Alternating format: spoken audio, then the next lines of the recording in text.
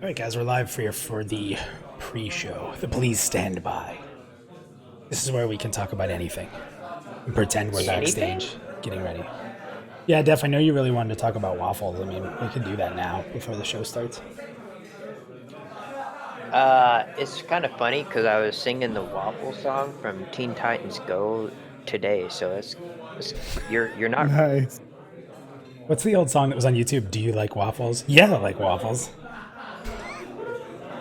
I'm not sure I'm familiar with that. So we got Christian, welcome in, Christian Page, and Gregory. He goes backstage sounds, yeah. So what you guys see on the screen right now, before we start the show, we always throw up a standby with a little bit of instructions on how to join the show if you'd like. You'll see the steps on the right. I'm not going to read them all, but essentially it's go to Pantheon.plus. You can click the join Discord link, jump into the green room. And when we start bringing in, I like to put quotes up, callers. We'll bring everybody on that we can. You can come in and chat about it. So we'll be starting up here in about 3 minutes. We'll get the real show going. But until then, we're kind of just drinking and hanging out. Yeah, baby. Yeah. Backstage noises. Speaking of, I need to get some pants. I'll be right back. You don't see, that's the best thing about this show. You can totally do this show no pants as a co-host. Yeah, that's awesome. For me, it's dangerous. You know, if I spill my drink and I jump up to grab it, I mean, boom, that could just, we'd be banned on YouTube pretty quick. Dude, that's I worry about that every Bat Live. Because I totally do Bat Live pantsless. Just letting you guys know. More reasons to watch. For happy little accidents. You guys thought that girl dressing like Chung-Li was bad. Wait until you watch Battle Axe live. It's like Boom says in our warning, sometimes, just sometimes, over-the-top nudity. We got a few minutes left here. Like I said, guys, if you want to join in chat, please do. We do try to interact with the chat and YouTube as much as we can. Some people do get some discussions started up in general chat and the Discord, but most of the time we try to keep up with the chat in YouTube the best we can. And last week we did start letting the chat move the bar around a bit. So if you didn't want to come on the show live, but you wanted to have an influence on the decision and everything, stick around. We'll do that towards the end. What's up, Chris? Def is making me co-host. Nice. Thanks, Like Def. everybody knows that you and I are rivals. I mean, come on. Yeah, right. I'm a corporate sellout, I think is it what it is. See, this is the pre-show. Never gonna let me live that down, dude. This is the pre-show. We can talk about that here. Then when the show starts, we're like, hey, guys, Punk is my best friend. I love mine. He's so Teletubbies quote. I don't know. I have no idea, honestly. He's so dreamy. There you go. You are my density. I mean, my destiny. Lol. What's it from? What's it from? Name it. I don't know. I know it's from something that I should, and now I feel bad. Back to the Future. First one. When he proposes to Lorraine, and he has it written on his little notepad. Yes. All right, guys, we are 9 o'clock. We got 15 people in checking us out, so let's get this show started. I'm going to go ahead and roll our viewer warning, and we'll kick off into the show, and we'll make it happen. Oh, we're live? We're streaming right now? Cool. Awesome, man. Let me just...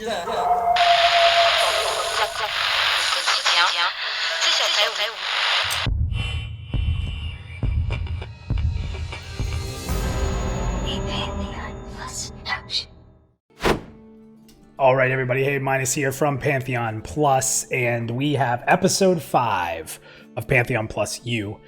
So far, these have been awesome. We've had a ton of participation. We've had a lot of after conversation on YouTube and Discord. I got to tell you guys, I really thought that it was going to take a lot longer to build an awesome community, but you guys proved me wrong. Once again, the community here has been amazing. And I'll tell you, when I've picked some topics for these shows, I've had a preconceived notion of where I thought the community would be versus me, and I have been wrong nearly every time. And And I love that because you guys are bringing it to the table. So thank you guys. If you want to be on the show, you guys that have been here know how it works. But just in case this is your first time watching, jump into the Pantheon Plus Discord. You can get there from pantheon.plus, join Discord at the top. And from there, you can jump into the green room, hang out. They have a lot of conversation in there. Apparently, it's a party in the green room, but I'm always here live. And then essentially, once we start opening up to callers, as we call it, we'll bring you up into the live channel. You can talk with us for a bit, share your piece, move the meter, kind of give us your idea on the topic. So tonight, I'm pretty pumped. We have two co-hosts, two of my original OGs here. I think one of the first times we collabed was with you guys. So we have Def and Punk from Battle Axe Theater. So welcome in, guys. Hey, man. Thanks. Hey, thanks for having us, bro. Yeah, without a doubt. Now, before we get back into Pantheon PlusYou and start getting this topic broken down, can you guys give everybody, sort of the best ways to check out some of your content, what you're working on, how can they catch your stuff? Just give them a kind of a rundown of Battle Axe real quick. Take it away, Punk. The baton. Every time, bro. The baton was Every passed. time, man. All right, guys, you can find us we are on Twitter. We're Battle Axe Theater on Twitter, we're Battle Axe Theater on Facebook. But most importantly, you can find us here on YouTube. We are youtube.com/Battle Axe Theater. And that is without the E. I know everybody likes to put that E on there, but that's without the E. And what we've been working on. Real quick, thank you for the sub. You guys didn't see it, but we had the claptrap come up on the screen and start dancing and going, I'm dancing. So he talked over you a tiny bit, so you're going to have to kill claptrap after this, Punk, but go ahead. Well, I can't kill claptrap. Nobody can. He's immortal. But yeah, so you guys can check us out here on Battle Axe Theater on YouTube. One of the things that we've been working on lately is the Project Gorgon new series that we're going to be doing. So we're switching formats a little bit. We're going to be doing like a 6 to 8 video series format going forward every few months, rather than trying to crank out a video every week on a specific thing, because we want to get down and dirty with some of these MMOs that are kind of emerging or exist already, talk about some of the core concepts that they've got going on, talk about their histories. And our first video is actually going to be going up live tomorrow. So after this show, if you guys want, check out the teaser we have over on our channel. And if you would, just hit that subscribe button and that bell notification, so that way you're notified when that video goes up tomorrow. It came out really, really, really well. And I think it kind of sets the bar for the entire series. So I'm really excited for this. I think both Def and I are really excited. That's awesome. Yeah. And for people that are in our Discord, Punk, during the show here, link that teaser video right in the general chat so people can check it out if they want to. Sure thing. Awesome. So the big thing I'll throw on there with Project Gorgon, if you haven't heard of Project Gorgon and you're a Pantheon fan, I really do think you should check it out. You have to understand what it is, but they're going to tell you about that. So I'm not going to sit here and do all that. It's a independent project. It's made by like 2 people. So forgive the graphics a bit. But the gameplay is where it's at. People really like the gameplay. So these guys are going to give you a deep dig into a game that maybe you can jump into for pretty cheap. Play while you're waiting for Pantheon, while you're Pantheon patient. So some really cool stuff. I'm looking forward to the videos. I'm not saying that because I'm just saying that because you're on the show. I actually am looking forward to it. I have messed around in it slightly, and I think I died pretty quick, if I'm not mistaken. So. Hey, but it's intended there, right? And that's one of the great things, is it's just a nice throwback. Yeah, we really hope that you guys watch these videos and decide to check it out, because I mean it gives you an idea of what a lot of these new MMOs are reaching for, especially Pantheon, the big savior that we're looking for. I think it kind of has that same mentality. Yeah, I agree. And are you guys, I don't want to put you on the spot here, but I'm going to. Are you guys bringing back Battle Axe live anytime soon that we know of? What are your thoughts? You can chime in, Def. It's okay. Yes, we are. Sometime in October. Perfect. Probably second week. I'm not sure. Well, it has to be before Halloween, because Def, I need to see you in a Halloween episode of Battle Axe Live. I need to see that. I could pull that off, maybe, yeah. Yo, Def, I have a killer idea for a Halloween show. I'm going to dress as you, and you dress as me. There you go. We'll pretend to be the other person. You heard it here live, guys. Book it. I got to work on my Punk impression. You got to start eating is what you got to do. You got to start doing some coke, bro. I don't do coke. I'm just It's just a speedy way to lose weight. We all know. You just take a lot, and then you have your friends check into rehab, and then you're good. You lost a lot of weight. There you go. So, with Coke comments aside, this is Pantheon PlusYou. We're live. This is how it works here. We try to be friendly for everybody, but we got to discuss real life issues. It doesn't get more real than that. So, all right. Tonight's topic, let's get rocking and rolling. We had our intro. We still got plenty of show left. So, tonight we're talking about class restrictions based on race. So you guys can see in the video, if you're watching right now, that we have the class matrix up. You can also find that on pantheonmmo.com. It's kind of just there for a reference point, so you guys can kind of check it out, especially if people want to come on the show live and kind of give their take on it. You can kind of see it there, so you can chat with it. So what we're going to do in typical fashion is I'm going to lay out my point of view. And on the side of the screen there, you're going to see... I'm going to put the blue meter up to where I currently stand. And you guys kind of are in that game of convince me otherwise, move my meter. And you guys have done that quite a bit, which I'm kind of surprised. I'm very opinionated and I have a very strong stance. But you guys as a community have moved me quite a bit. So I'm going to lay out my stance real quick on the class restrictions. Then I'm going to turn it over to Battle Axe. And those two may have different opinions. So that should be pretty fun. And then what they're going to do is together, they're going to have to set that viewer meter. And then from there, everybody in the green room that we bring into the show and everybody in the chat will have the ability to move that meter up and down. And we'll kind of get a vibe of where the community is at by the end of the show. So pretty simple. That's how the show works. If you've already been here before, you've heard it 100 times. Well, actually only 5 times. This is only the 5th episode. But hopefully 100. So let me jump at it. So first and foremost, let's talk about class race restriction as a whole. I am all for it. I do not like games that have no restrictions. EQ2 is very odd to me. When I jumped into that game and I could pick 700 races and I could pick any class, it felt like there was probably a lot of races that weren't very played, because why would you pick them if you didn't have to? And I think that when you have class and race restrictions, it kind of creates the need to see more races that maybe people wouldn't play. And I'll jump into that with Pantheon here in just a moment. So I really think that when you talk about an immersive world where areas mean something, the races and the lore mean something, I think that the class selection ties into that very heavily. And I think that there has to be restrictions. I don't think you should be able to be everything. So first and foremost, that's where my stance. I'm definitely above the no restrictions piece. Now, when it comes to Pantheon, I'm pretty confident that I like where it's at. You have some outliers, like Paladin, who only has a couple races, Cleric, who only has 3, and some other things like that.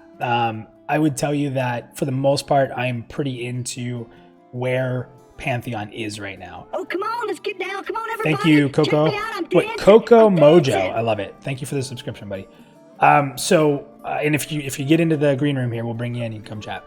So I personally, I think games need it. Now, I'm going to go on the other side of it, where we don't really have a meter for this, but there's a side of class race restriction that I absolutely hate. And I will tell you that I played a game and was forced into it. And I made it work and I played it, but Blade and Soul, I played a summoner. And the only race that could be a summoner was this little, I guess they call them lollies, like a little lolly squirrel cat thing. And I had to play that because I wanted to play summoner. So I don't like when you're forced into that, and I do not like gender locking. There's a lot of Korean MMOs that gender lock right now. Yeah. Not into that at all. Yeah, right? I hate it. Absolutely hate it. We played BDO, man, and it was the same thing, and Def was forced to play a female character in order to play what he wanted. And it's just, it doesn't make any sense. Like, it doesn't need to exist. Yeah. Like, you can only be this over-sexualized female with huge boobs if you want to be a wizard. It's like, what?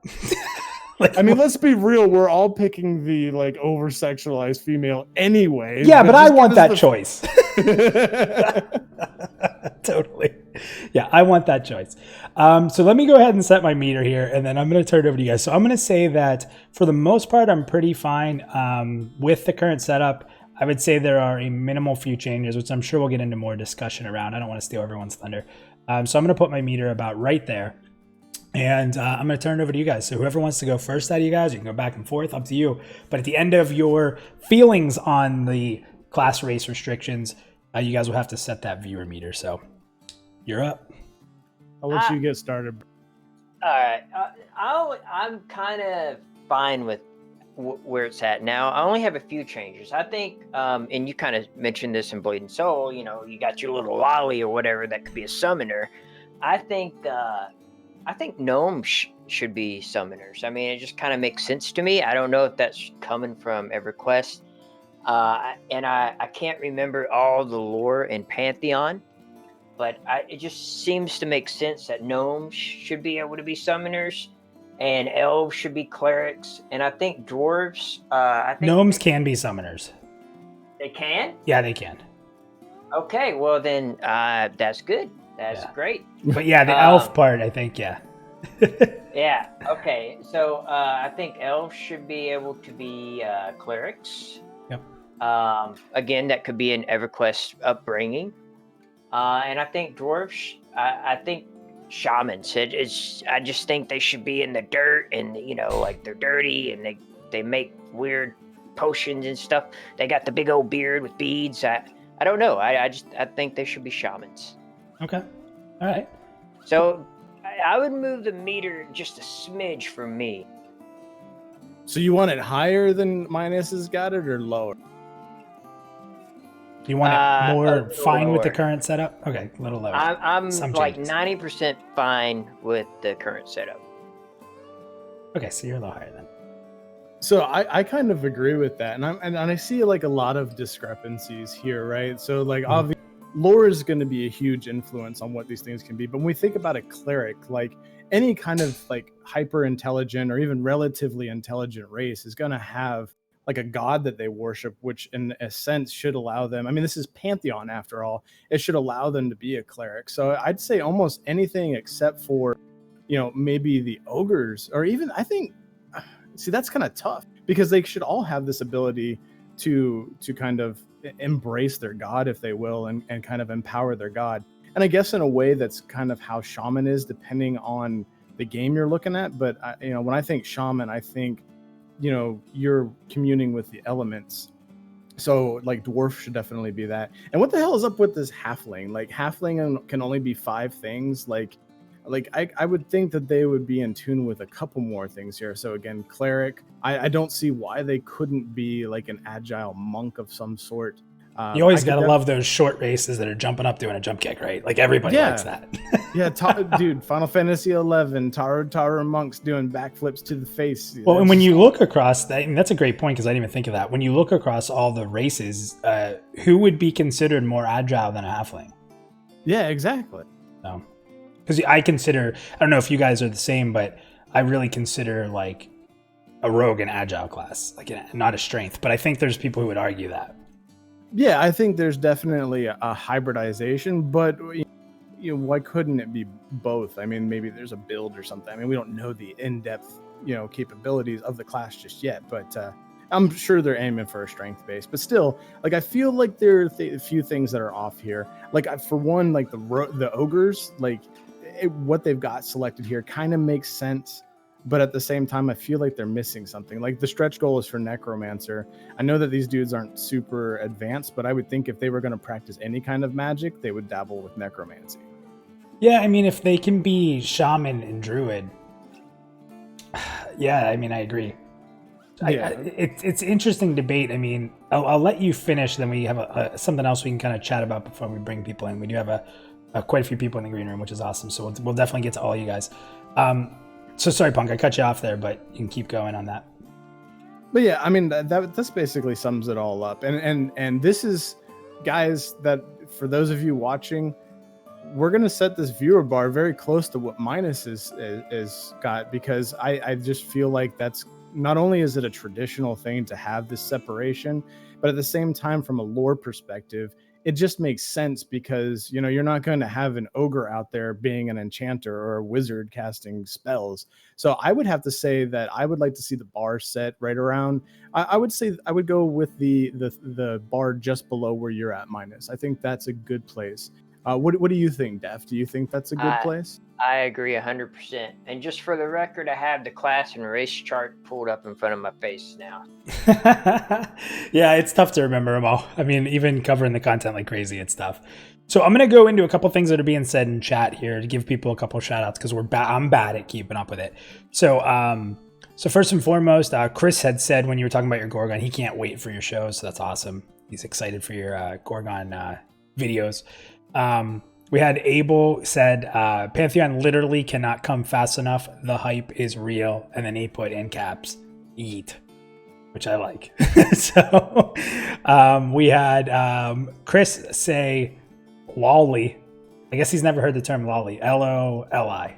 Lolly. Lolly is like a really Korean anime race that always looks young, I think is the best way to put it. Is that right, Def? Would that be how you describe it? Yes. Young and innocent. We have Gregory who said locking with only one really sucks. So talking about the fact that we were talking about like where you can only be one thing or one gender, he doesn't like that. We had Micah jump in who said, I just hate that humans can be everything, but if you prefer another race, you're restricted, open to all, or limit them, I say. And he said here, if you want anyone to be everything, it should be elves. If anyone doesn't know Micah, he loves him some elves. So we had Brian said LOL Scar Paladin, which is funny. I don't think I could see that happening with more. No, that's absurd. Yeah, it's like I don't think they could pass the tests. Let's just say that. I don't think the Scar could pass the Paladin initiation. We also had the War Zealot say that he disliked the Jack of all trades race as well. I think humans and Darkmere should be drawn back a little bit. We had someone talking about Yoda as far as a small agile race. Who will ever forget that scene? Say what you want about the original or the first 3 episodes, episode 1, 2, and 3, but the Yoda fight scene was badass. I'm not even a Star Wars fan. So. We had somebody question the fact that you could be an ogre druid, which is kind of weird. We had Justin say that he's fine with every race being every class. I can't get into that. And I think that even more so, Punk, you hinted on this, talking about like if they want to believe in their gods, then they should be able to be it. Pantheon has a built-in lore aspect that all these beings are from different planets and we're under different gods. So it really makes sense that they may not have access to everything. Right. Like there's a built-in lore like, oh, well, this is why. Like a lore defense. And then we had, let's see here, human gets everything. Thump said he hates it. So, all right. And Idiot EQ said, Micah does stuff. Elves aren't elves too pretty to siphon bloods like a Dire Lord. So, all right. So that's a little bit of what the community's been talking about as we've been talking. So we're going to go ahead and we're going to jump right into bringing people in. And Zoltar's been here since we launched our pre-show. He's in here a little early. So Zoltar, we're actually going to go ahead and bring you in first. And since we have a couple second delay, I'll give you time to get ready for that. But here we go, Zoltar. You're going to be coming in. And Zoltar is part of Terminal Chat, so we can give him a little lead in here. Hey, Zoltar, welcome to the show. Hey, guys. So what are your thoughts, man? Well, first of all, welcome. Thanks for always being here and supporting the show. I love it, and being willing to jump on the air here. So what are your thoughts on this topic? Yeah, thanks for having me. I'm very much on the side of being pro restrictions in principle. Although, like, probably most people, I have some specific issues with how they might have chosen to restrict certain ones. Okay.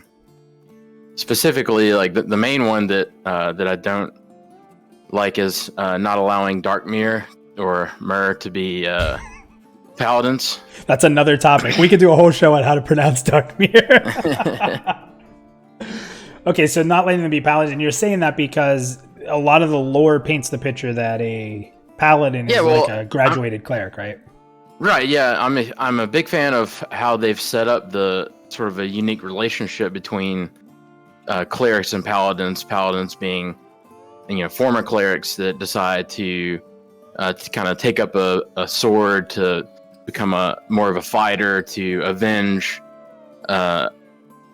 certain atrocities, generally against the undead. But in the case of the Darkmere, they have their own really interesting story of how this sort of religious zealots, they murdered their goddess because of something they viewed as blasphemy.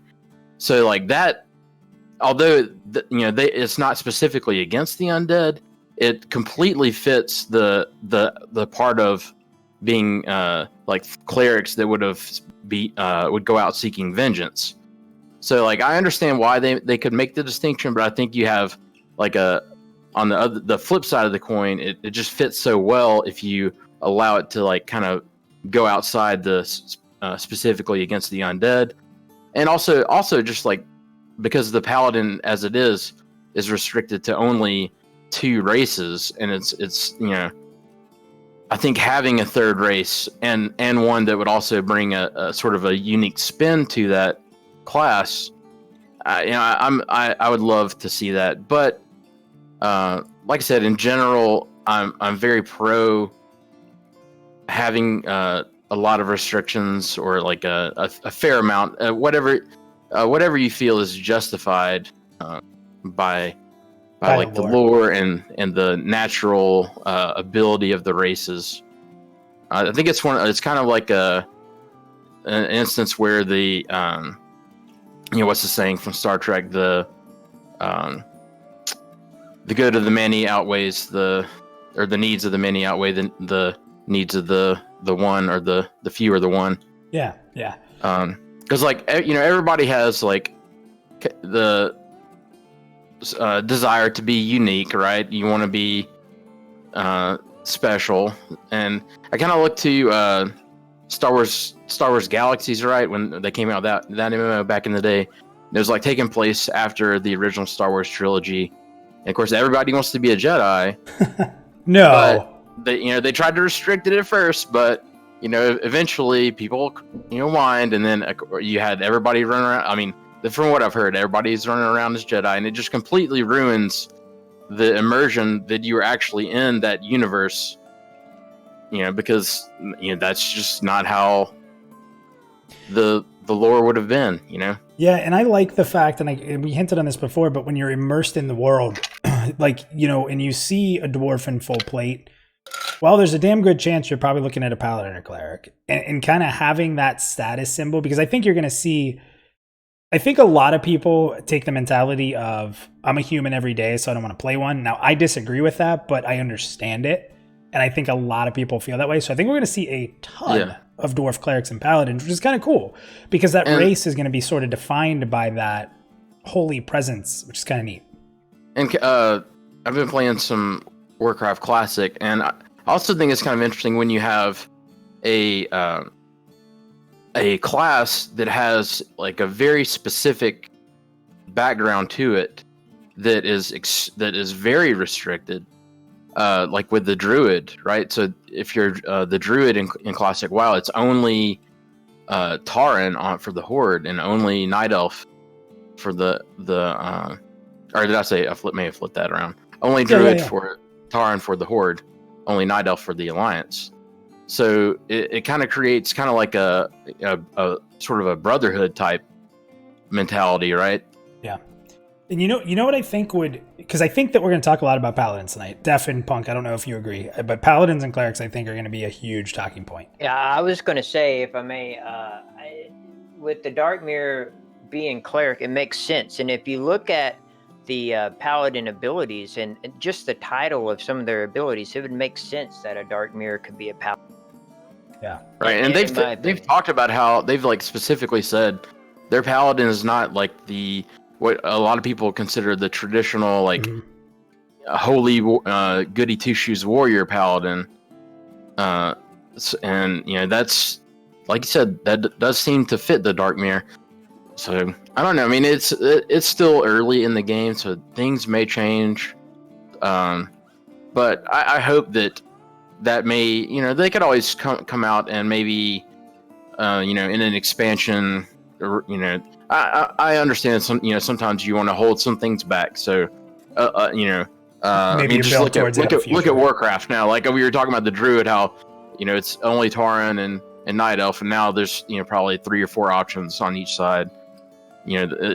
That's something that you can add in expansions, and it does. And that'll make people excited. That'll make people excited. Right. And it kind of, it takes people's passion for different races and classes and kind of makes them make critical decisions. and maybe play something they wouldn't play, and then that day does come and they can play that combination they wanted to play. That's like a whole new experience. So it does help that person who's really torn to a race class combo that they believe in, that maybe in the future they can get it. So sometimes making hard choices, you wish, you're like, oh man, I wish I could be this and I wish I could be that, but it makes what you eventually do choose, it makes that choice more meaningful for you. Yep. All right, Zoltar, so where would you move the meter at this point with viewer meter? Are you fine with where it is? Would you move it that you'd want to change a little bit more, or would you move it up to say it's... Yeah, maybe a little bit down to some changes, but, you could keep it where it is. Okay. Because not too many changes. I think it's pretty good. I'm hard pressed to.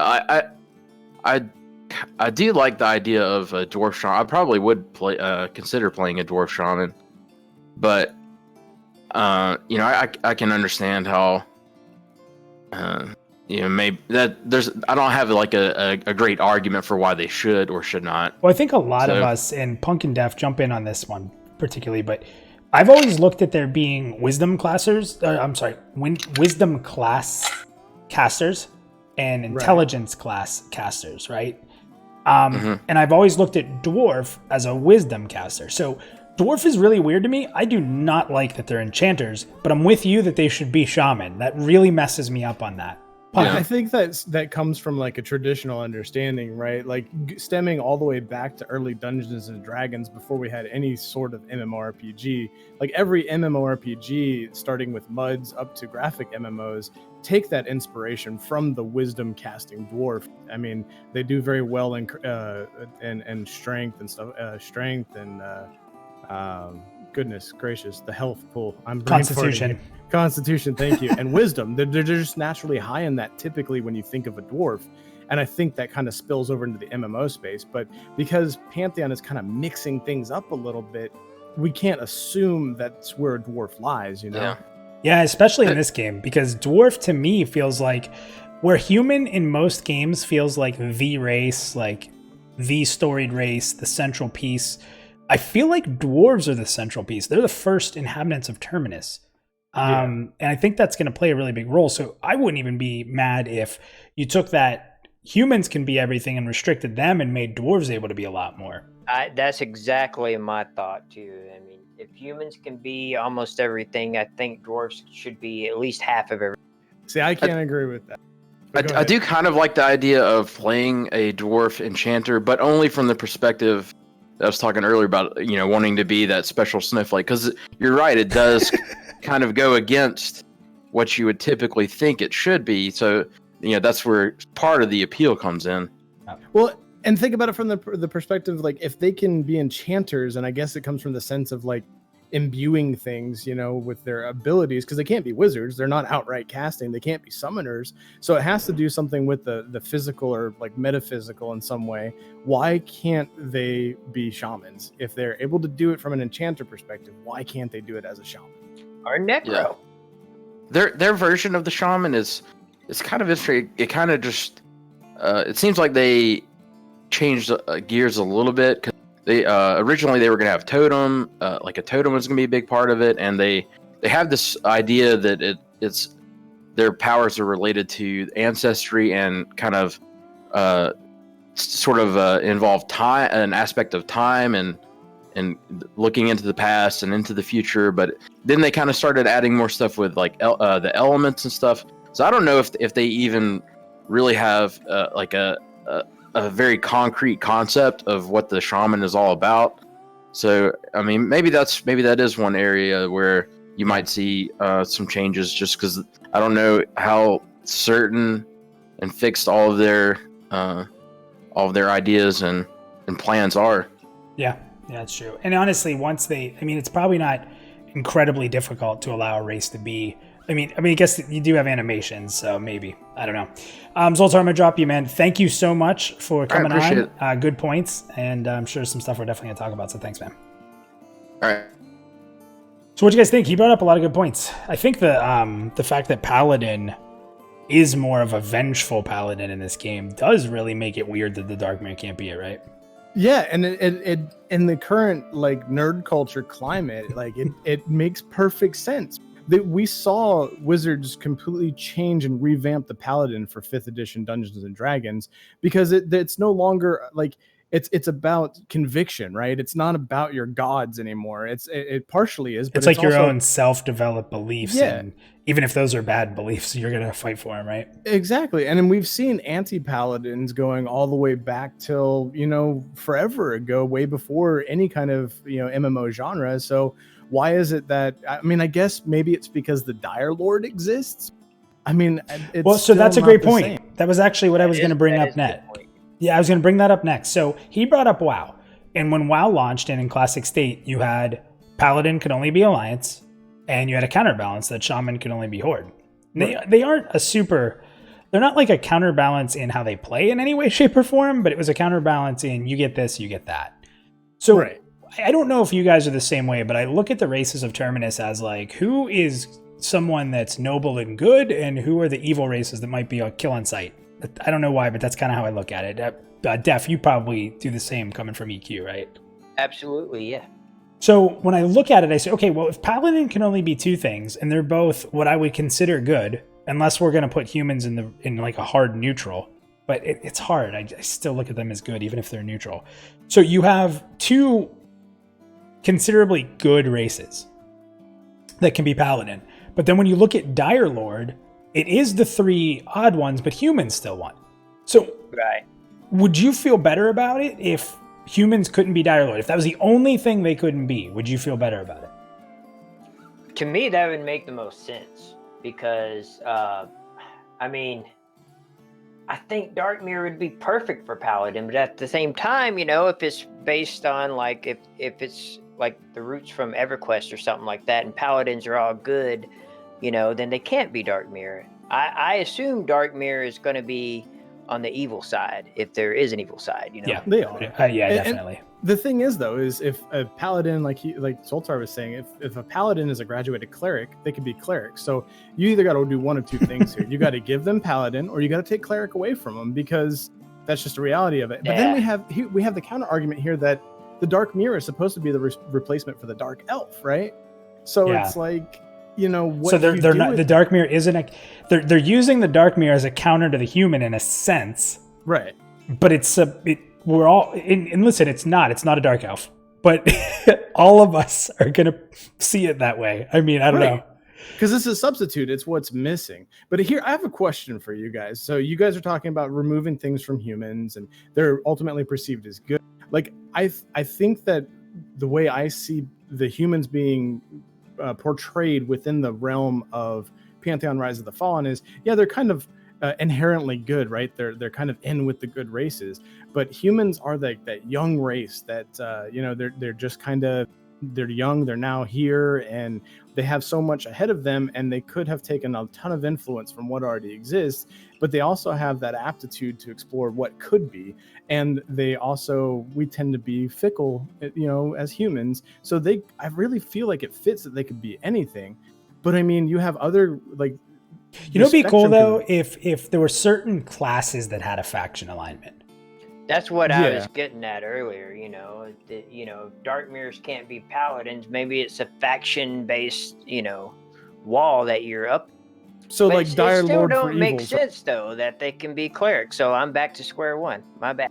But like that makes sense, right? If you can't be a paladin, you can be a Dire Lord, and if you can't be a Dire Lord, you can be a paladin. But then you still have the cleric tie-in. Like, that's almost a lore oversight, if you will.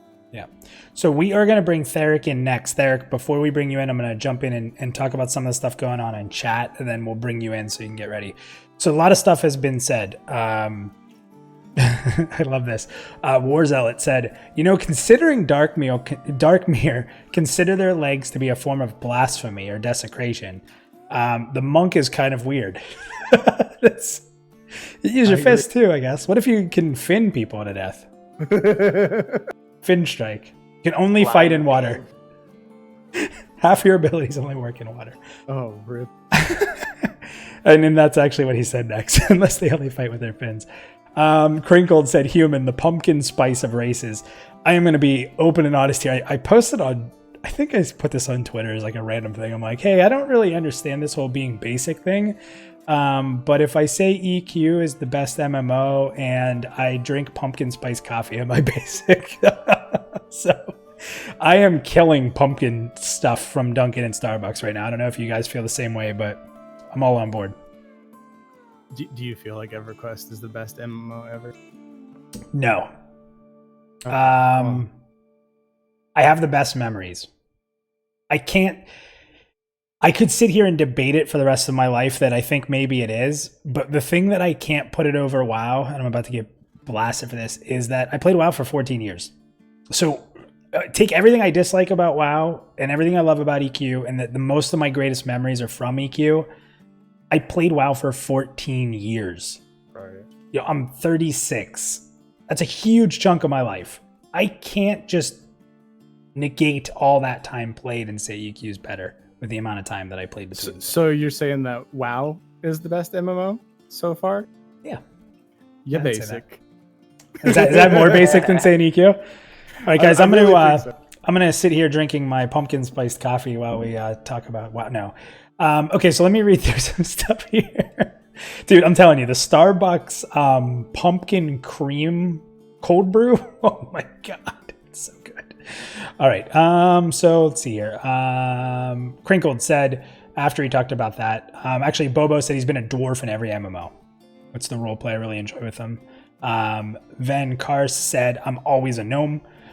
Crinkled said I usually play an elf of some type, but he's going gnome for Pantheon. They're just too awesome looking for me to pass up. I agree. I think I'm probably going to end up being a gnome rogue. Just kind of a weird class combo, but go for it. War Zealot says Pantheon gnomes are very cool. Normally I don't like them. Thump says he wants an ogre monk. I can't side with that one. What do you guys feel about that? Too slow. I think in their own way, right? Like they're not practicing Krav Maga or whatever, but surely they've got some, slow-paced martial art that they could practice. I could see an ogre monk. Definitely. But at the same time, like they don't have the mental capacity for it, so I'm on the fence. But they could be a shaman. They don't deserve that. Let's continue. Def, how about you? Can you see an ogre monk? I'm okay with ogre shamans, but monk, no. What if they were like the Brock Lesnar of UFC? They just laid on people and punched them. Does that work? I just can't see it, man. Yeah, I'm not down with that. Sorry, Thump. Punk was saying that gnomes and halflings are the best races. They are. I may agree with that. I may agree 100% with that. Thump says he's playing a gnome though. Let's see. Justin said if a race can be a warrior and a cleric, it should be able to be a paladin. Yeah, that's fair. It's almost the case. Yeah, that makes sense. Other than Dark Mirror is the oddity here. Zachariah said that it seems like people are either diehard about a class or a race. Yeah, it is interesting. Some people don't care about the race and they just want to play a class, and some people will only pick a class that their preferred race can be. So that's kind of a whole nother conversation. But War Zealot says he wonders if there's any plans for faction PvP. My guess would be no, because PvP seems to be a pretty big afterthought, but I'm not saying that it couldn't maybe be. I don't know what you guys think of that. From everything we've heard, PvP is really just being added on a server and turned on. Yeah, I don't really know. They haven't really straight up addressed it that I've seen. What their core beliefs are around it. So I don't know. Like I'm sure they're facilitated in some capacity. I mean, it would make sense lore wise a little, but I don't know. I don't think it's gonna matter or even function. Yeah. Or people will even do it. Honestly, I'm very interested to see all the people that have talked and wanted it, but I'm curious to see what the populations will look like. If it's going to be where the world's going to be not as full, so you just cave and go to PvE. I mean, let's be real. You got Camelot Unchained if you're really into like that hardcore PvP. I'm a big believer in the sense that you can't have both PvE and a PvP element in a game and have both of them really excel. That one is always going to hold the other. Yeah. All right, I'm going to bring Theric in. So Theric, we're bringing you up now. I'm going to give you a couple seconds to get ready. Kind of said you're coming in earlier, but we had some good chat going on. You guys are killing the chat over there, so thank you for that. Bringing up Theric now. What's up, man? Welcome. Hey guys, how you doing? Good. So I saw you were chatting a little bit in there. What are your thoughts on this topic? Well, I think I'm going to take a bit of an extreme position, and I'm going to say no restrictions whatsoever. Ooh, okay. Yeah. So tell me why. Well, see, the thing is, and it's weird for me to say that because I really dig the lore, and I like things to be consistent with the lore. So it's sort of like you would think, no, you want lore appropriate race class combinations, but for me, the overriding factor is the creativity. Like I want to play weird, unique combinations. Like I'll have my main and it'll be whatever, pretty standard. But when I get bored with that, like I want to create a gnome, warrior, or a gnome, or an ogre rogue, something really out there. I don't know. There's something about You kind of like self-develop a background story. Like how do you make sense of this? He just said ogre rogue, man. That's twisted. I know, but like if you think about it, and I actually came up with like 5 of my favorite combinations. Go for it. Okay, so number 5 is an ogre enchanter. Number 4 is a gnome warrior. Gnome warrior, though. I mean, anybody who played EQ, I mean, it was pretty widely known that a gnome warrior was, we called it a giant slayer, right? I mean, they were hilarious. It was fantastic. All plated up, and plus, how many of us didn't kill Watchman Halve? Free XP. Exactly. That was good times. Number 3, and I'll give credit to Desrin. He mentioned this in Discord yesterday, but a Scar Bard. Like, who wouldn't play a Scar Bard? Huh. Number 2 is a Halfling Paladin, which I thought was kind of neat. And number 1, and because I'm a Ranger, is a Dwarven Ranger. And like I said, it wouldn't be my main, but I want to be a Dwarf Ranger. You know what's funny though? If you look at the concept art for a dwarf, the basic one, they have like it almost looks like maybe I'm making this up, but you could totally see like a backpack on them. You could see Ranger a lot out of that concept. Def, you were talking. What did you say? I just want to say, if there's a Scar Bard, they better be playing death metal, man. That's exactly what we said in Discord yesterday. It would be a death metal. Yeah. Yeah, and somebody just brought up too that to kind of help you out here, Theric, is that he plays D&D every week. There are no class race restrictions in 5th edition. I don't understand the restrictions in MMOs. So so Christian Page is definitely on your side with that. It's good. The only restriction, the only thing that sort of makes sense is that it's the racials, right? Like the racial bonuses. We don't know what those are yet, so that's the sort of the factor in the equation that I could see, sort of taking this off the table. But even with that, as long as they're sort of like they're reasonable or they're not too high, it's still reasonable, I think. But I know it probably won't happen. I don't foresee it actually being this way, but if I had my choice. So I have a question for you, man. So if everybody can be everything, what keeps the demographic from swaying heavily to the best racial? Let's put min-maxing aside. Let's talk about pretty races now, okay? What stops everybody from playing an elf or cool-looking dwarf in mail armor or plate armor rather? Like what is going to make somebody play an ugly-ass ogre? Or a janky looking Scar, or everybody's favorite like evil elemental surfer. Like, what's going to make people play those if they don't have race or class restrictions? Yeah, that's a good question. I can only speak for myself, and I know that like that's not. I don't sort of go into it with that sort of mindset. Like I said, it's more of, I don't know. You could say it's like a hipster thing, but like, I just kind of like I like the creativity. Like I'm sort of. I guess that's why I like the lore so much, because I like the creative side of things a little bit more than the best of the best, or like the best looking or the most popular sort of archetypes, I guess. Yeah, you definitely have some valid points and kind of changing my perspective a little bit, because it would be kind of neat to make like that oddball thing. Because like with WoW Classic, I'm playing Alliance with people, and if I'm going to play a warrior, it's going to be a gnome, because I just like to hack. It's weird. This is the only game I've ever played that was pretty open. I'd say it's pretty open. That wasn't like gender locked and race complete locked. That like there's a race that can't be a warrior. That blows my mind that gnomes can't be warriors. It makes sense, but it blows my mind. Yeah. It's like you said, it was just such a thing in EverQuest. Those gnome warriors, man, they were hilarious and stick out in your memory. All right, and so that's the other thing, like with your group too, like you remember when that weird combination comes along, right? Like, Especially if they're good.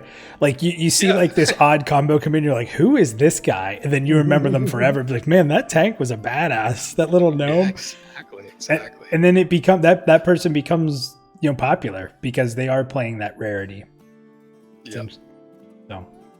So you want to move this sucker down, and it sounds like you've got Punk to back you up on how much you're allowed to move this down. You're convincing him a little bit. So I can't completely negate everybody else who talked, but you want to move this down quite a bit. So how much? As you'll take it. As far as I'll take it, Punk. You help Punk. You guys set the bar. You've heard some opinions. Where do you want to move this bar down to get Theric represented? You got an opinion, Dad? I kind of stand where I stand, bro. I kind of want to keep it where it's at. In fairness to the community and one opinion, I think it's got to come down to at least the black bar, right? Some changes. Okay, I'll be cool with that. I'm gonna move a tiny bit under that. There you go. We'll put that works. Well, you know what? Let's actually bring it right to the middle. That's a really hardcore stance. Everybody else was kind of like, it's fine where it is. So that's the first major, like, here's something different. So we'll move it down a little bit more. So Theric, thank you very much, man. I'm gonna move you out. Right on. Thanks, guys. Thank you. And everybody in the green room, we will definitely get to you. So we do still have EDDQ. We have Lucy. I'm going to butcher your name. I'm the worst with names. I don't know how you and Punk, you and Def are with like saying people's names. I just butcher them. So I'm going to just say Lucy. And then we have Coco Mojo and Budrick still. So we do have about 4 people still looking to get in. And if you want in, jump in. We do an overtime for a half hour after the original hour. So we will try to get everybody in the best we can. So different point of view there. Brought up some good points. Convinced you a little bit, Punk. Daph, you and me are still kind of standing strong. Yes, sir. Is there any, like, when you guys look at this, is there something that you really wish was there that even if it doesn't make sense? I think dwarves should be shamans and necros. I don't know why, but that's how Dwarf Necro sounds pretty cool. Yeah, I feel like there's something missing from the halfling.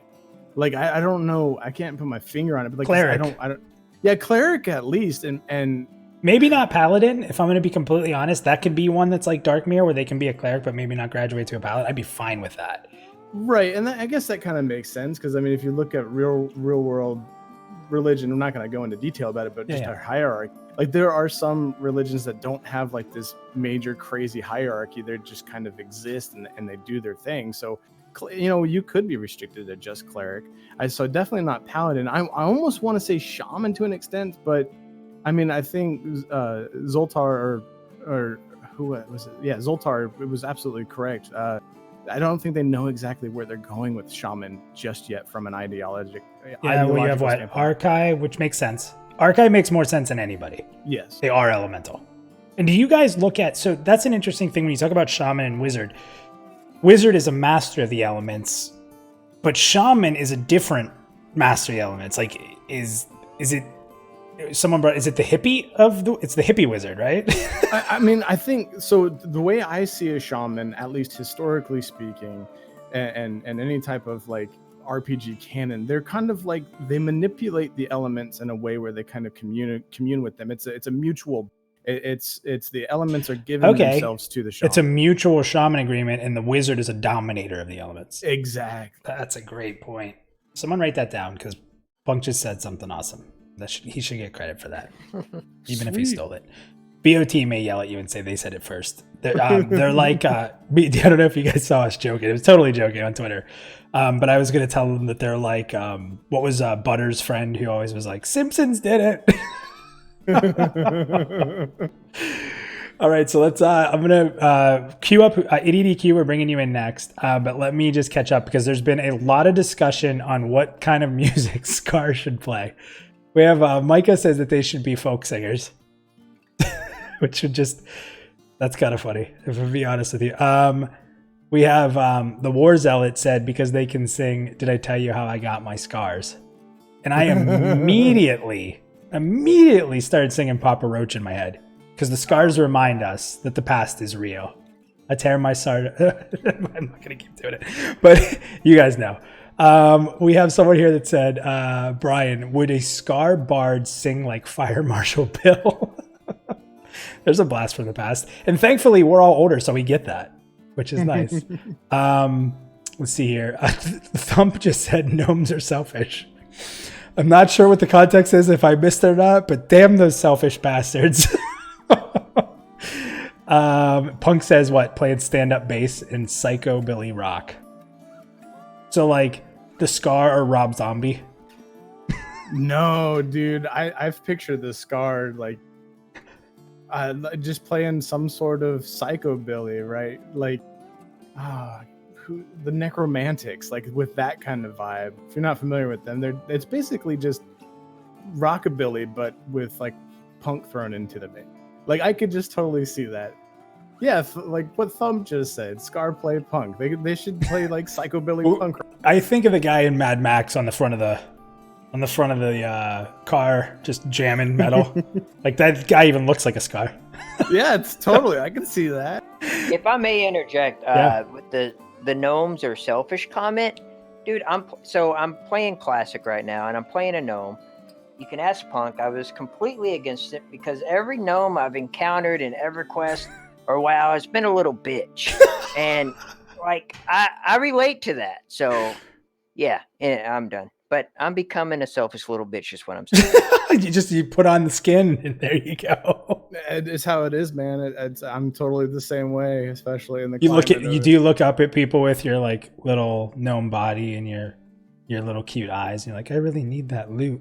We just gotta compensate, man. That's just what it comes down to. Like we're so small, we have to compensate by being assholes. It's 2019. I'm a gnome in classic, but I identify as an undead.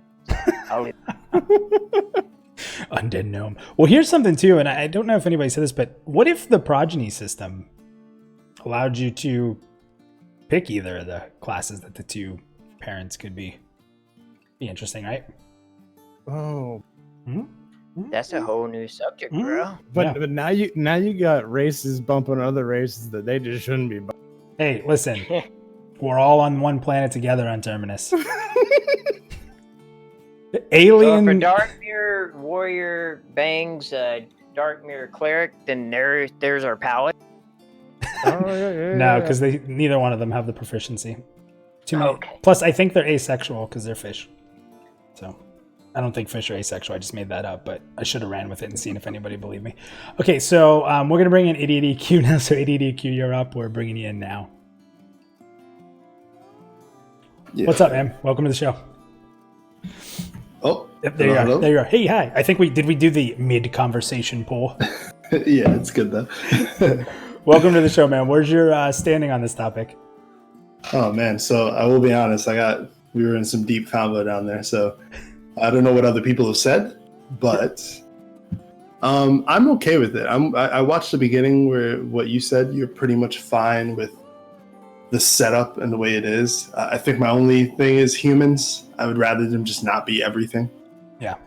But I kind of get it, especially if they're going to make a world where you might start at the other end because you have to play this class. So if there's people who just want to play with each other, then, you know, when they want to choose their classes, they can be humans and all do human things.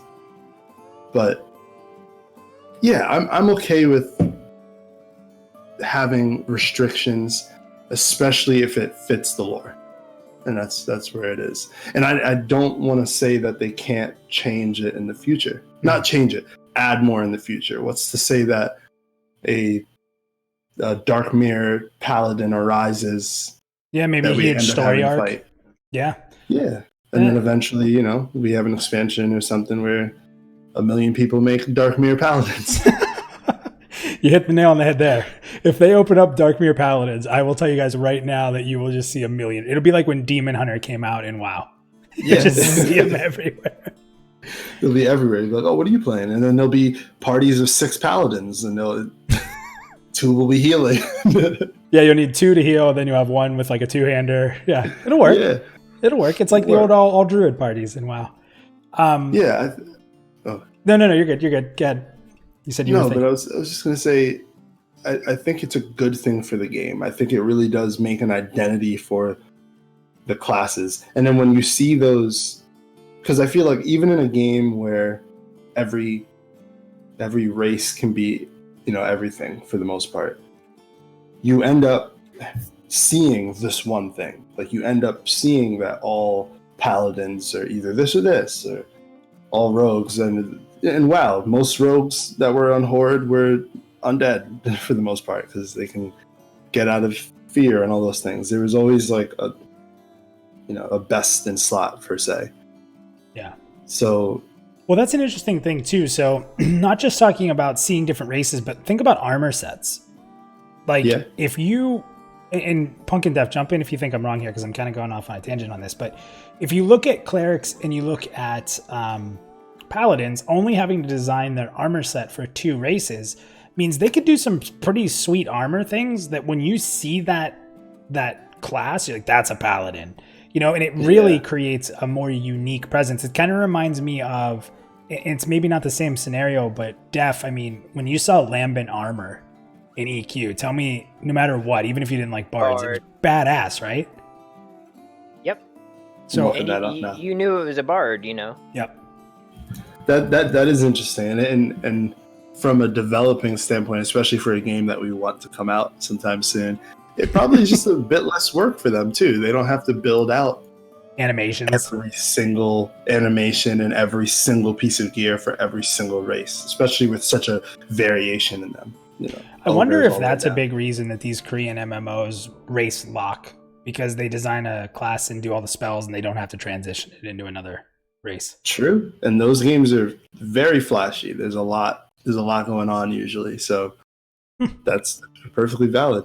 I was going to ask the same thing with regard to your traditional MMO. I mean, do you think maybe because they had smaller development teams back in the day, lore was less of a motivator and it was more or less just, we need to put out a piece of content? Because I mean, look at go all the way back. Like we didn't have, like I was telling Def, I was like looking at this chart. I'm like, we have this many races, we have 14 classes, and this is at launch. Back in the day, you would have had a handful of races and classes on games. And if you go even further back, like you didn't even have like all these advanced classes. You had an intellect caster, you had a wisdom caster, and then you had your thief archetype, and then you had your warrior basically. And then you would just design it. Look at Vanilla WoW right now. Yeah. People were just like, oh wow, this is it. They'd go down the line and be like, oh, okay, I guess I'll choose this one of 5. Like, yeah, I'm actually, and I don't want to change the topic of the thing here, but I'm just surprised that that they were ready to release this many things. And then people are like, oh, bring out Bard, and I'm like, they're digging deeper. Like, this is a lot to really put out at one time and to try and balance. Yeah, and I'm okay. It is a lot. It is. Yeah, I mean, I think. It's funny because your statement's 100% true, especially when we think about Pantheon being a smaller team, being indie developed, right? Yeah. And we look at what they're creating against, and even if you go into, Final Fantasy, WoW, even EverQuest back in the day, it was Sony. When you look at all these games, you're looking at these massive companies for pretty much all of the ones that people are taking ideas from. And it is interesting to bring up that point of development, and the more you say that, when I look at this class list, I'm like, wow, it's pretty big. But it would be really hard to get rid of any of these. It would be. I mean, Def, being a big EQ player, like, could you, if you had to remove a class, could you? Dire Lord? Maybe that's the only one, but then you're getting rid of like Shadow Knight. Yeah. I mean, like I said, I kind of stand where I stood at the beginning. I think what they have now is good. It's weird. It's like, it's the minimum we want, but the maximum we need. It's at the same time. Exactly. Yeah.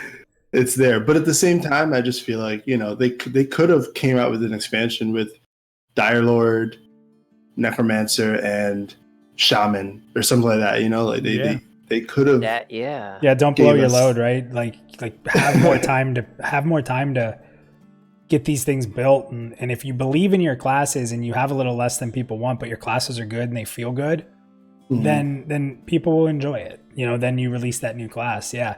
And when I started following Pantheon, I told everybody I was 99% sure, reading everything I did, that Bard was coming out. And I would say I've dropped a little bit because some of the dev stuff you've heard, there's a little shakiness on the answer, but I'm still probably saying like 90%. But there is no way Necromancer's coming out. Yeah. I will stand on the top of it. That's not coming. That'll be a first expansion. And you know what? That's an awesome expansion. And you can build an entire theme around it because this game is going to feature death a lot. Yeah, I think Bard, that could be an expansion in and of itself. Like Bard and Necromancer, as much as I know people want Bard, like don't get me wrong, but Bard and Necromancer, especially because they're far away enough as like classes. Like they're so different. They could have put those out together in a later expansion. And just as a side note, I just looked up because the two biggest games that are coming out, I think, would be Pantheon and then like Ashes of Creation. And I just looked up Ashes Creation. They have 6 classes. Oh, wow. I never looked into it that much. Wizard, Cleric, Bard, Fighter, Ranger, Rogue. That's interesting. That's it. From my understanding, though, they have the ability to branch off, though. Okay. Oh, is that what it is? A class becomes another class. Okay. And that's what I was about to say about this. Like, from a development standpoint, it's almost like this has got so much. This is a massive undertaking. In terms of like animations and spells and originalities between the class race combinations, armor and stuff like that. Like this is a huge undertaking for such a small team. Whereas they could have started with something small and then it would have allowed for release to come a little bit sooner, but added a system where like, okay, you're a rogue and then you can branch off to become a bard or a ranger. You know what I'm saying? And they could have patched that in 6 months to a year down the road. Yeah, I'm seeing this tree. I'm seeing the tree you're talking about now, which is pretty cool. But yeah, I think their restrictions are good. I like them overall. I do like knowing that a certain class can be played by only these certain things, especially again if it fits the lore. I think it'll make more people play dwarves in this game than any other MMO. Probably with the combination of their lore and the paladin, I think you're gonna see a ton. I really do. And if you guys were to pick another race that could be one, like what would be like if they asked us right now, which race would you want to be paladin? What would you say? I'm convinced Dark Mirror at this point. Yeah, same. Yeah, the setup makes me say Dark Mirror, but at the same time, I don't necessarily agree with the background of the judgment side of it. Yes, Archai. That's what I was thinking. The Archai were an enslaved, created race. They fought for their freedom. They're noble. They're about their past. I mean, I get it. Pantheon really isn't playing Paladin the same way a lot do, but that's probably the one that would stand out for me because no Scar, no Ogre, Gnome can't even be a warrior. That wouldn't make any sense. I mean, there's part of me that says maybe an elf, but that's a weird combo too. I don't know. Maybe it's set up right. I don't know. Maybe I can't argue it. All right. So, what do you think? What do you want to do with that meter? It's in some changes. I'd push it up. As much as my thing would weight. If you want to put it towards that next bar, okay. I'd say I'm more fine with the current setup than I would want changes. Okay. So let's go ahead and we will. All right, we're gonna move it up. We're gonna move it up a little bit more. There. Okay. All right, awesome. Idiot AQ, thank you. Again, keep coming back, man. We love having you on. You've been an awesome contributor to this, so thank you. And thanks for your patience getting in tonight. Oh, no, this is awesome, guys. Thanks again. Take it easy. Coco Mojo will be getting to you next, so we're going to chat a little bit here first. So some interesting stuff brought up. There's something I wanted to point out when you guys can both touch this. Druid and Ranger. Do you feel that across D&D and MMOs that those two classes are very linked? I mean, what are your guys' thoughts on that? 100%, yeah. Yeah, traditionally, I mean, basically your ranger is your ranged rogue hybrid warrior with a touch of druid in their soul. Okay. Yeah, I've always thought as a ranger as a hybrid between like a warrior and a druid. So Darkmere can be druids, but they can't be rangers. You know what? Ah, that's a Bards good can be dwarf. Yes. That's weird to me. Yeah, I one love wants that. To hear, no one wants to hear a dwarf singing your songs. Dude, they're hanging out in the bar drinking already. They're gonna be. Okay. You know, okay, they're gonna that's be. a good point. They're the Dropkick Murphys of bards. Okay. Yeah, I can see that. But I think you cute. Like I can't picture a bard singing Silos or whatever, you know, a run speed song, and like I don't. Yeah, maybe. Elf bard's weird too. I think if you're gonna limit restrictions, like like if you're gonna limit classes and you're gonna restrict them, like Arkai being a bard doesn't make sense to me. Like, okay, I could see like nobody wants to listen to an angry Darkmere singing. A dwarf, okay, you brought up a valid point. Elf, obviously. Halfling, obviously. Definitely halfling. Human, sure. I wouldn't see a gnome in Pantheon dabbling with it. Other MMOs, No. absolutely, but not in Pantheon. I imagine that their voice is like psychically transmitted. Yeah.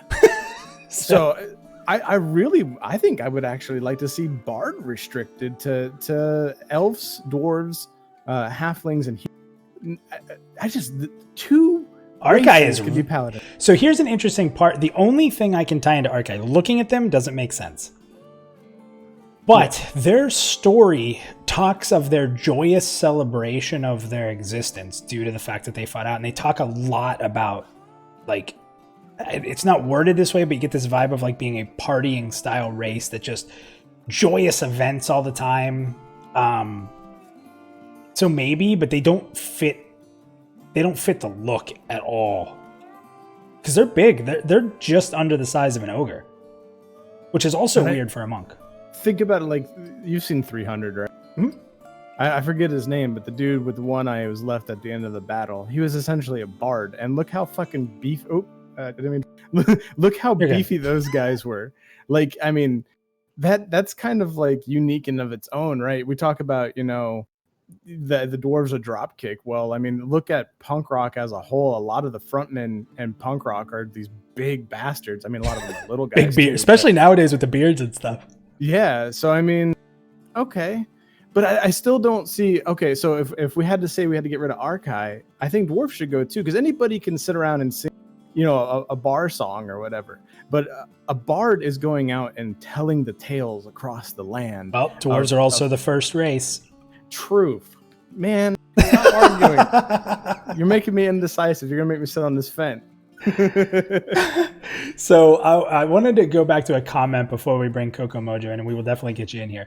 There is a comment made, and I'm searching through here, so I'm sorry I'm going to be delaying and trying to buy time, but they were talking about humans, and Christian Page, if you're still here, posted, humans conquer everyone and teach all the races, all the classes. That is typically the human, right, in MMOs. It is not the human in Pantheon. Not at all. The humans were a little bit later to come to the planet and immediately almost got eradicated by storms and gods. They were saved by dwarves and elves countless times, and they've had to rebuild their existence a bunch of times. And a lot of the reason that they've know everything is through their exploration, but the partnership with the surrounding races who have literally stopped them from disappearing. It is an interesting take on humans. It's still very neutral. I would love to see humans be the Ixar of a game. Oh my God, would that be cool? Like, why are you here? We don't want you here. And corrupted evil humans, which is basically what we really are. So just make us that. Humans don't look as cool as Ixar. Yeah, I guess you're right there. Make Scar like the really goody two shoes race and switch him with What? Scars come with +5 to knitting right off the bat. They're really good at making blankets for people. So yeah, maybe that doesn't make sense. Okay, so I'm gonna bring Coco Mojo up here. So Coco, get ready. Hey, what's up, Coco? Yo. Welcome to the show, man. Oh, cool. So what are your thoughts on this topic? You've kind of probably heard a little bit going on. You've seen the chat going on. Where do you stand? I like it. The race lock and stuff like that. There's a few I don't understand, and there's a few I don't understand why they don't have it. But other than that, I like it. So what are those few that you don't understand? Well, I mean, just to kind of get your vibe on it, see if you're aligning with us, or there's something that maybe you're kind of looking at that we haven't. Well, the ones I don't understand, which, I mean, this could be explained in, like, lore and stuff later, is the Darkmer and not being able to be paladins, like, I think it's been mentioned a couple times tonight. Maybe they're going to get, like, dark paladins later down the road. Maybe, I think I mentioned something in the other chat earlier today about maybe it'll be something to do with, like, a progeny system, and you unlock it by leveling up and then restarting as one or something. That'd be a really cool way to make that progeny system even cooler. Yeah, like hidden classes, and someone was sitting there saying, like, carrot on a stick. Mhm. I have to agree with that. That would be a really awesome carrot on the stick. But I mean, of course, you're going to get people bitching about it too. But Well, listen, we could cure cancer tomorrow, and everyone would be bitching about it. So, hey, I mean, it's the internet, man. We can bitch about it. it's our God-given right. Hey, I love to bitch. So, what are some that you, other than that, like, is there any that you'd take away because you don't like? Let me see. Let me check the list again. What was it? I just don't. The dwarf enchanter is the one I don't like. I'm sorry for dwarf fans out there. I just don't like it. The dwarves can be enchanters? Yeah. Can you imagine like a dwarf, like full beard, robes? Wait, can they be bards? Yes. Awesome. Yeah, we were just talking about that, like being in a tavern, drinking and singing songs. Yeah, see, that's the thing I'm curious about, is how, like, I never played an MMO with support classes. So, I mean, I get that the enchanter's supposed to be like a CC, like focused on, like, crowd control and stuff. Like, does that mean that, like, the bard's going to be all about buffs and debuffs? Like, what, the necromancer's going to be about debuffs and the bard's about buffs? I think the necromancer is probably going to be more of a DPS class with some CC. Now, this is Def and Punk. Def, you're a huge necro fan, so please jump in. But and this is all speculation, I foresee that the necro is going to be a DPS class with some nice CC. I foresee the bard is going to enhance the ability of your group more so than decrease the ability of the enemies you're fighting, which I think an enchanter will do more of. Punk, Def, do you guys agree with that? What do you...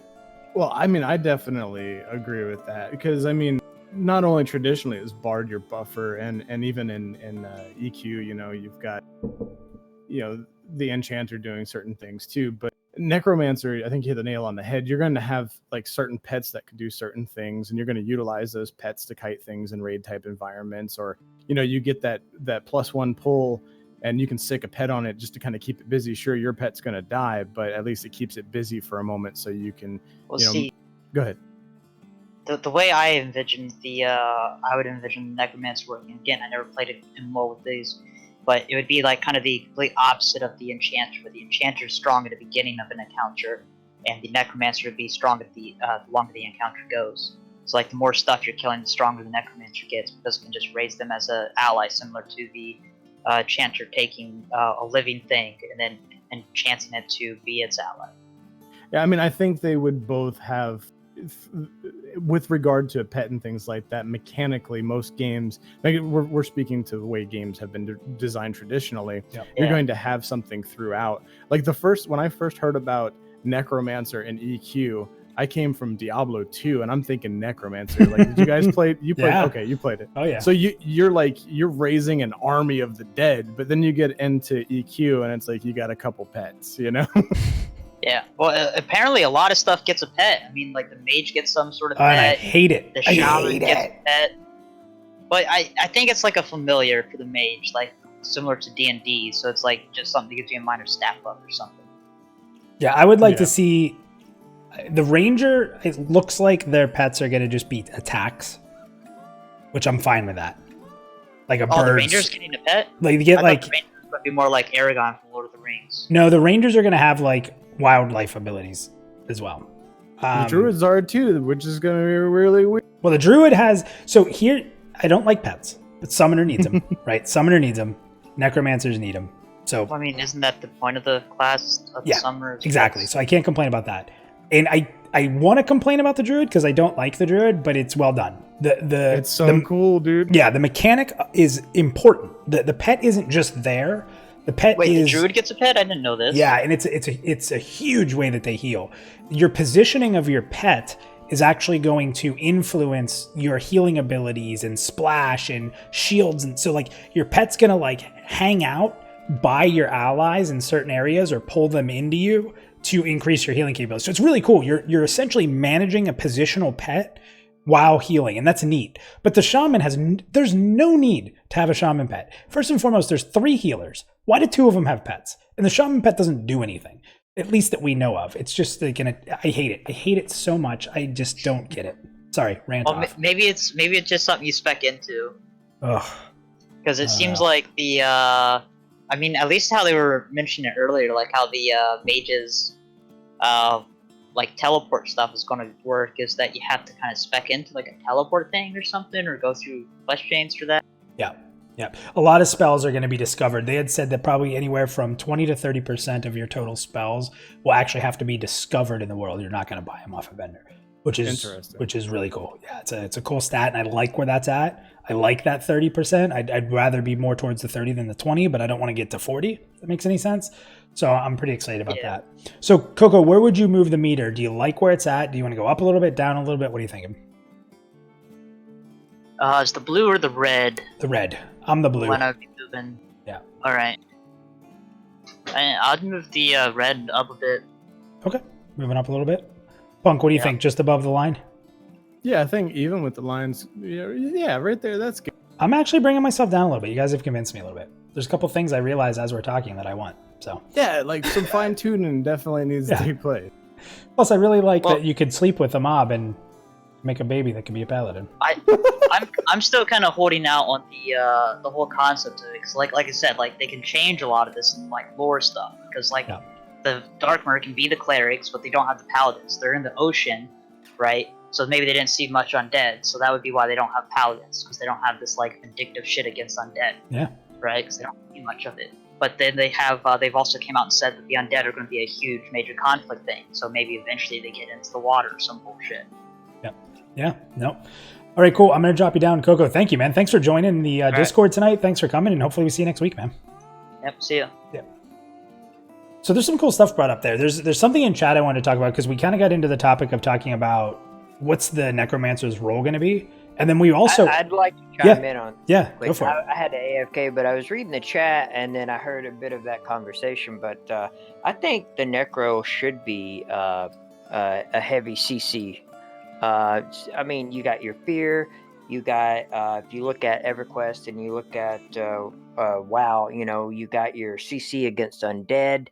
I think that would be very beneficial. And then you won't have these people rolling...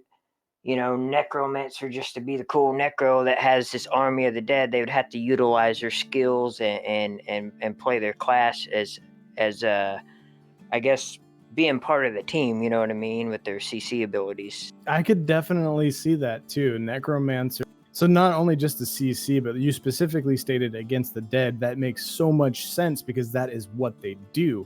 But like outside of an undead situation, I think they would be super useful in the sense of debuffs. I mean, well, what if you killed an enemy and you know, when you killed a live enemy, they could do something with that corpse, but for a short period of time, right? Yeah. Or what if the necro, you know, how dire lords and warriors and they have their own source of energy. What if the more corpses are dead? That's how the necromancer gains its energy. That would be kind of cool. And that goes back to what Coco was saying. Progressively throughout the battle, the necromancer becomes stronger and stronger. Especially when you're fighting like trash pools in a raid or dungeon environment, that kind of makes sense, and that's pretty cool. There was a really cool comment. I don't know if you saw it, Def, but we were kind of talking about what you brought up, the place of the necro, like where does it fit? And we earlier were talking about the paladin and its counter of like the dire lord, but then the race selection doesn't really perfectly line up with that. But somebody just said that, you know, it was War Zealot. They've said that undead are going to be featured heavily, and the paladin's very heavily anti-undead. Like, that's going to be a big thing about being a paladin in these undead fights. And he said, I wonder if necros are going to be the opposite of that spectrum, where they exploit the undead rather than confronting them. And that's an interesting concept, because, yes, you know, we look at the Dire Lord because it's this other tank class, right? But that's perfect. You have this plate paladin fighting undead, and then this cloth evil necromancer. That's a great counter. Yeah, I can agree with that. So it's pretty interesting. I think that, there's nothing, we know nothing about Bard and we know nothing about Necromancer except for what we've seen in EQ. Someone did say that they hope the Bard is nothing like EQ. I like the EQ Bard. I do have a feeling it's going to be a little bit more like the Vanguard Bard. I didn't get to see the Vanguard Bard. Just a lot more abilities, more utility overall. I don't want them to wear plate. If they don't have plate, I'll be content. If there's somewhere like what we saw with EQ2 without all the ability bloat and true support where they're kind of they're weaving, twisting songs and they're wearing like leather or even mail to an extent, I will be content as hell. Or even cloth. I mean, if you think about like just being flamboyant, leather and cloth, right? Yeah, it's interesting because I also really hate, and we're gonna get a little off topic here. And Double A, you will be our last one we bring in here before we wrap up the show. So stick in there, we'll pull you in. I'm gonna be maining a rogue, and I cannot stand that they wear mail. I just hate it. I hate it so much. How do you sneak around in mail armor? That doesn't make any sense. I did not know that. What? Yeah. What? And it's an EQ thing, if I'm not wrong, right, Def? It wasn't the rogues in EQ wore mail, and they had that Raven Shadow armor, which I just made that name up, but the black armor. I think so, man. Yeah. Not many people played rogues. They weren't very useful in EQ at the beginning. Yeah, I kind of mained a rogue for a bit, so yeah, they do work. Yeah. Okay. All right, so let's go ahead and bring in Double A. So Double A, you are muted, and you have your headset muted as well. So if you are listening, get yourself unmuted, and as soon as I see that, I'll pull you in. You'll be our last caller. So there you go, you dropped it. Double A, welcome. Hey, dude, how's it going? Doing good, man. Welcome to the show tonight. You're wrapping it up for us. No pressure. Oh yeah, sorry, I was a little later than usual. I had the D&D. Oh, no, I appreciate it. I knew you were pretty tied up, so welcome in. We talked a little bit about D&D. D&D was brought up as a big reason that there shouldn't be any class restrictions because there isn't in the newest... I hadn't even really thought about that until you brought it up, and I think the thing with D&D is, though, you have to look at it from a standpoint, too, that allows so much understanding for new players, which is 5th edition. Like, a lot of people don't want those micro rules of, well, I had this whole idea and now I can't do it. They don't even want to play it after that. So as something you're trying to sell as a product like that, I think you're kind of fitting everybody's basket, so to speak. Yeah. It's interesting. That's a huge debate. That's like a whole other topic about making a game right now. And I think that a lot of Pantheon fans would say that what's killed MMOs, and this is debatable, I'm not saying I agree with it, but I think a lot of people would say it, is that they've gone away from the original concept of these important roles, and maybe we'll say races, and these classes that are very unique and different. And that was what in D&D, you had this unique identity that you built. And the original MMOs were made to be the online version of sitting down and playing D&D when you couldn't do that anymore. That's really what created MMOs. So when you look at it, what changed MMOs was people trying to be more tailored to get a bigger audience in.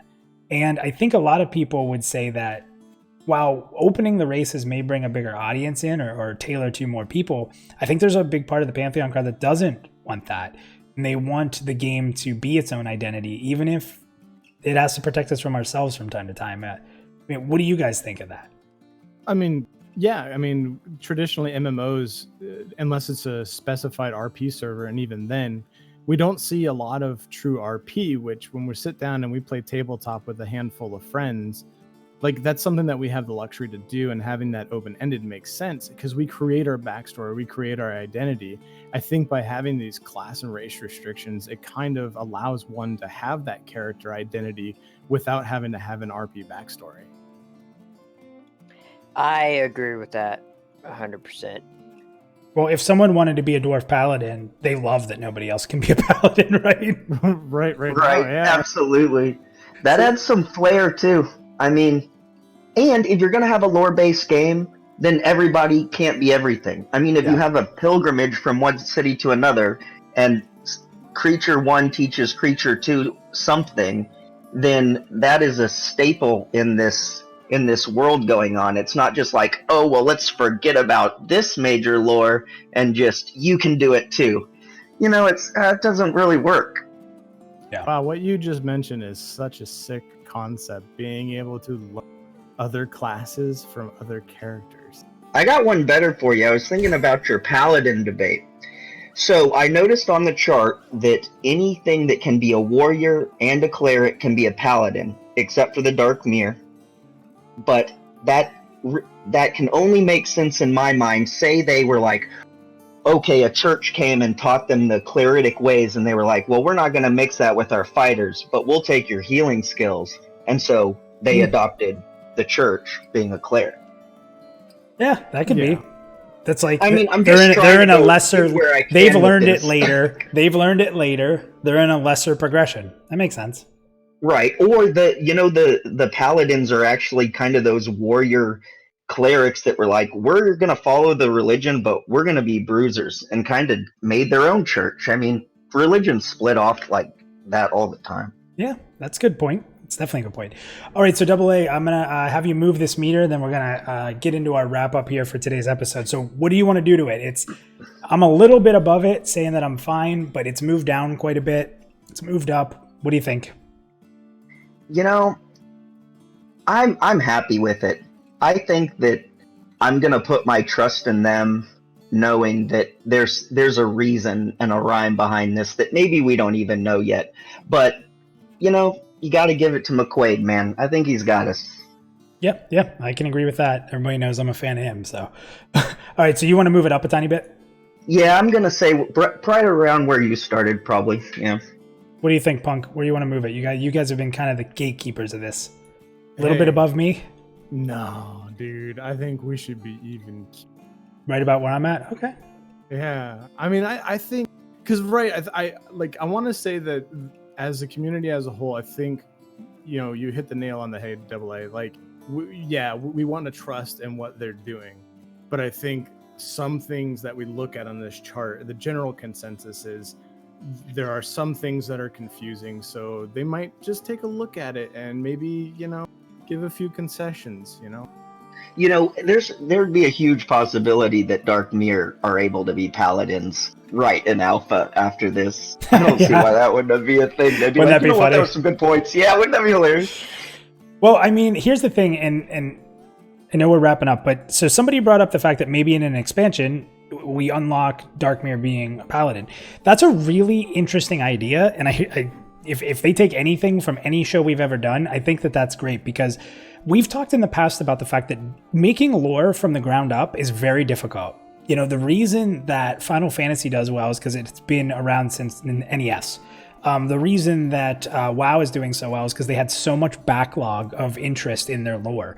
Games like Rift and Arcade and Blade and Soul and all these other games that come out that are decent, they don't have any lore backing. So you literally have to convince people to get into the lore, and it's difficult because in this day and age, people just want to play and level up and become stronger, and they skip a lot of lore. So when you can't get people to look at your lore, the boss fights are a little less meaningful. Like when you go to a huge raid and you're fighting this huge end boss, but you don't care about the story and you don't know why, and you're just there for loot, it loses a lot. Like fighting the Lich King was badass. Like there's nobody who played WoW who wasn't into that fight. Killing Cho'Gall for the first time? Hell yeah, dude. Oh yeah, dude, I liked that one. Right? So there's a lot of things that's a big reason why WoW is so successful. And I think there's a lot of people that say lore doesn't matter, but lore was there and it mattered whether you like lore in games or not with WoW. It's how you present the lore, you know. But so think of this. So now we take that idea of being a paladin Dark Mirror.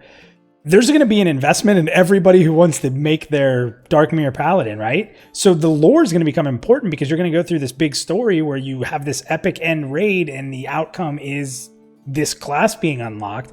You've just built a reason for people to care about why that's happening. And that's a huge win to get people have a boss fight be a Dark Mirror paladin. That would be epic. Yeah. And then, you know, and here's another thing. How come bosses never win? What if in the story, like you beat the boss in the fight, but in the story you still lose? And then that's like why the Dark Mirror and opens up a new area. That'd be the cool. Dark Mirror take them in. Or the Zealots take them in. Like you know, that. so they could do some really cool stuff with that, where they're going to make you have to care about the lore because it's attached to something that's important to you. So, Double A, awesome, thank you. I'm going to drop you out while we wrap up here. Always a pleasure. So Def and Punk, thank you guys so much. You guys stuck for the entirety here. We're gonna do one more thing, so I'm gonna keep you a couple more minutes here, if anything. We're gonna let the chat move the meters a little. So Punk and Def, you guys look for people that type up, and I'm gonna look for people that type down. So if you want to move the meter down, type down. If you want to move the meter up, type up. And if you want it to stay where it is, don't type anything. We're going to give you guys the couple seconds that we're here, and we'll kind of try to look at it as the best we can and see what we see the most of. So people are starting to do it already. We got move it down, move it down, move it down. Holy cow, we are down. Everybody who didn't come in and talk wants to move it down. Erikai, up. All right, so keep it going, guys, and then we'll move this meter at the end and then wrap it up.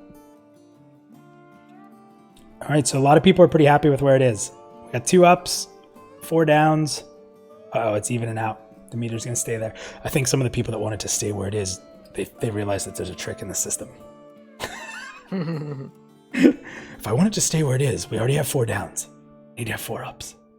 Oh, more people are moving up. That they're fine with the setup. Yeah, we're looking at 7 so far. Yeah, up is definitely winning a little bit. Okay, we're going to give it a couple more seconds here, guys, and we're going to finish it up. So I'm going to move it up. I'm not going to go crazy with it, because it was pretty balanced. So we'll move it up just a tiny bit. Unless you disagree. No, I think, these guys wanted to go up, but I think we've come to an understanding. Like, I think most of us are in agreement.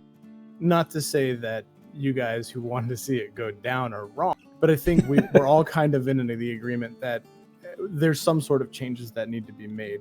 And I for one am kind of seeing the perspective from a D&D stance, because I play D&D every weekend, and I never really thought about the fact that there's no restrictions. And when did that start? That's new though, right? The D&D restrictions. I think it's been like that since like 3.5. Okay. So yeah, it's been like that guys, for a while. I messed up the meter. I can't get it to the right width. Don't judge me.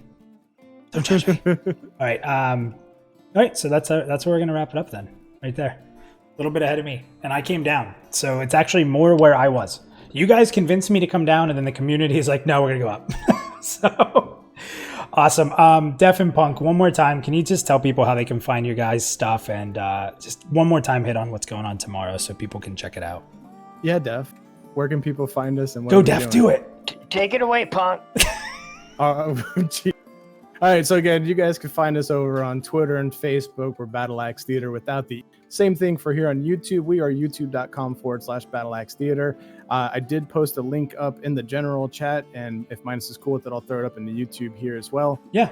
We've got a little teaser out there, and tomorrow our first introductory video into Project Gorgon comes out. Def did an amazing job editing this video, and I think it really it incites some emotion toward what to expect from this series. So we're excited for this, nervously excited, if you will. We hope that you guys will join us, and if this season goes great, we'll be working on another season after this. So we're really excited for this new format. Awesome. Yeah, and definitely, guys, check it out again. If you're a Pantheon fan, I think you'll get some value out of this, even if you haven't heard of Project Gorgon. If you've heard of it, even more reason to check it out. Or maybe if you haven't, even more reason to teach you something. You might get some interest. And the game's not that expensive, right? $20? It's $30 when it's on sale, $40 now, but you're supporting a small group of developers. And when I say small, we're talking about 2 full-time employees that are husband and wife team. You are literally, in a way, helping them put food on their table and a roof over their head. And you get a small community of really dedicated, super cool people to play with. And because these guys are engineers at their core, the engineering side of that game is so sound. Even though it's ugly as sin, it feels so good to play. Ugly as sin. I can agree to that. Yeah, the community is kind of the lifeblood of that game. That's awesome. Well, guys, thank you. I hope you had fun tonight. I had a great time. I thought the crowd was awesome. So thank you guys for checking out the show tonight. You'll be able to check it out on demand if you came in late. It'll be up shortly after the show here. And hopefully we see everybody next week. Once again, thanks everybody. You guys are awesome. Thanks for having us, man. Yeah, man. Thank you guys. Anytime. Later, guys.